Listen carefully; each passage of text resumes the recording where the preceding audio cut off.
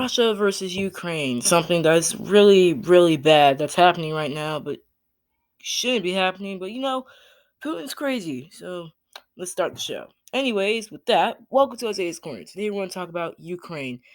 So to begin, what's happening in Ukraine is heartbreaking, all because Putin decided to attack.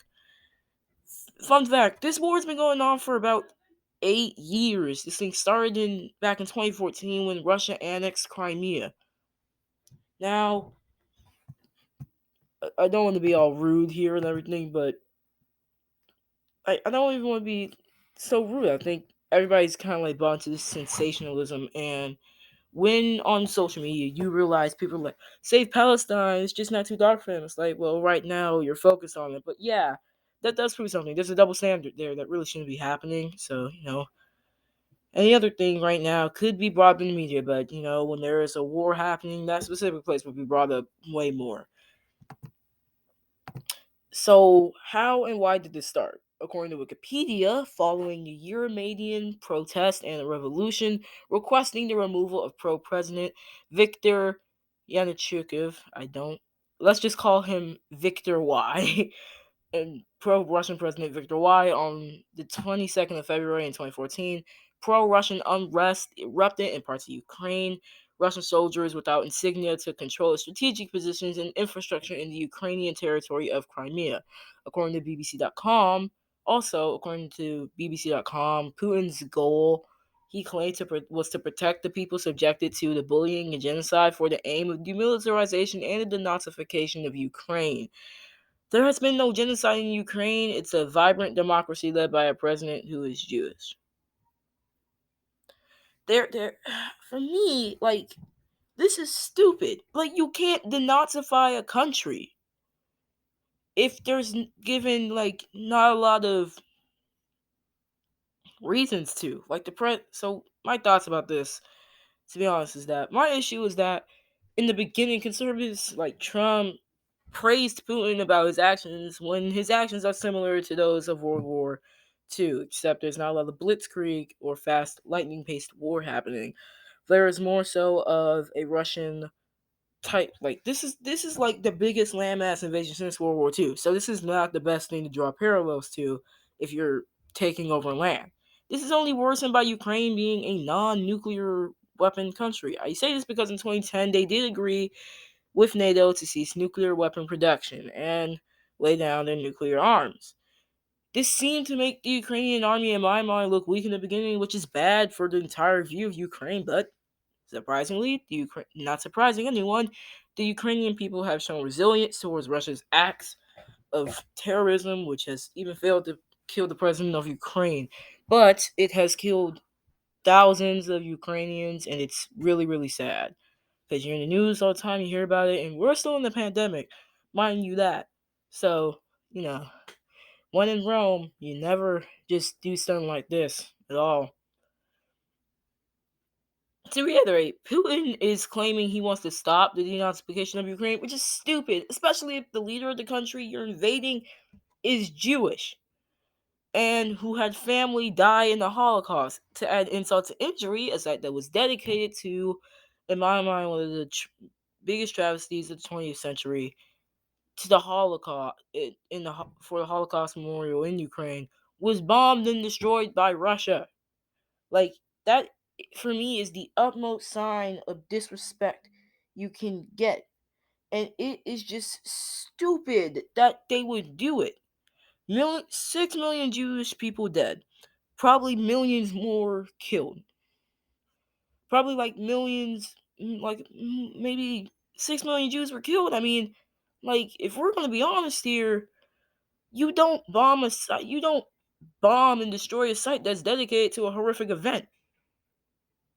That's with, I'm not trying to be rude or anything, but that's if I'm saying if we're dead, imagine they came to start to Obama, then there's a whole war, and and his site gets bombed. You're bombing a momentous, a place that bears, like it doesn't, for Obama it wouldn't bear pain. That's a horrible analogy. Apologize for that. But you're gonna bomb a place where people go to remember what happened. And there's no apology. There's no like, oh yeah, this wasn't meant to hit there. But like, still, again, fine, Putin, do what you want. The whole world's against you. Their economy is plummeted. The ruble is practically worthless. Robux is worth more. Pretty sure if I brought a leaf to Russia right now, I could buy something. I'm not kidding. Heck, I could take this bowl and buy something with it.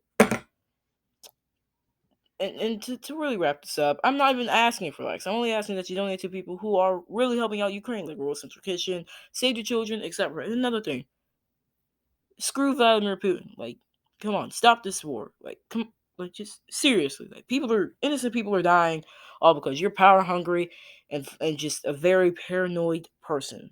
That this is just what you're doing. You're paranoid, and clearly your paranoia is paying off in the worst way possible. You're killing lots of lives. Not to mention your whole people, your whole country didn't even think the idea was good to begin with. They're protesting, and the way you're handling it is similar to the Chinese Tiananmen Square thing, except they haven't shot on protesters yet.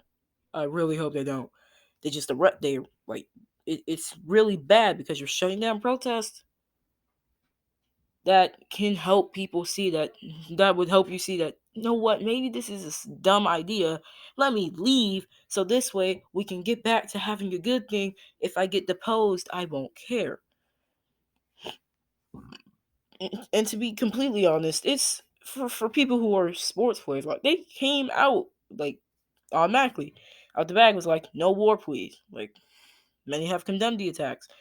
Some people are Russian and may fear that the family could be upset if they show even the slightest bit of not agreeing with Putin. So, this whole is like one of the biggest double standards I've ever seen. We support Russia in other times, like they've done controversial things like doping, poisoning an opponent. Like there's millions of like maybe thousands of things, not millions. That's a hyperbolic statement. There are thousands of things that Russia, Soviet, the USSR, now post-mortem that Russia has done, and it's sad that Ukraine's gonna put it on display, because any other time Russia does something, it's kind of like a world is not okay with it, and we will get over it. And then you have some people who don't get over it. Like, I think the whole point of this is just saying, like, screw Vladimir Putin. Nobody wants war. Nobody wants war right now. Like, we're in a pandemic. You're gonna make this whole thing worse. And like, the thing that worries me is that if America does put military in there, people making World War III jokes, like, it's not good. Like, don't make a joke about World War III. I think just doing that in general is only gonna make me like very upset at you, because like, someone does that. The whole idea of it is that you've just practically put out there like a hopeless attitude. Like, you're saying that, oh yeah, the world's going to heck, World War III, everybody's in on it. Like, no, it's a pessimistic attitude. Like, you're just gonna go with the worst. Be like, come on, have hope. Anyways, again, stop this war, and sorry for being redundant and rambling on again, but that's just how I feel about this.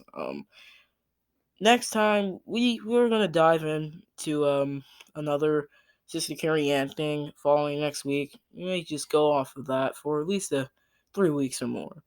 Anyways, dudes, thank you for watching, and I'll see you guys next time. Remember, donate to some of the stuff, because it's severely important that we help Ukraine out in the most way possible. Bye, everyone.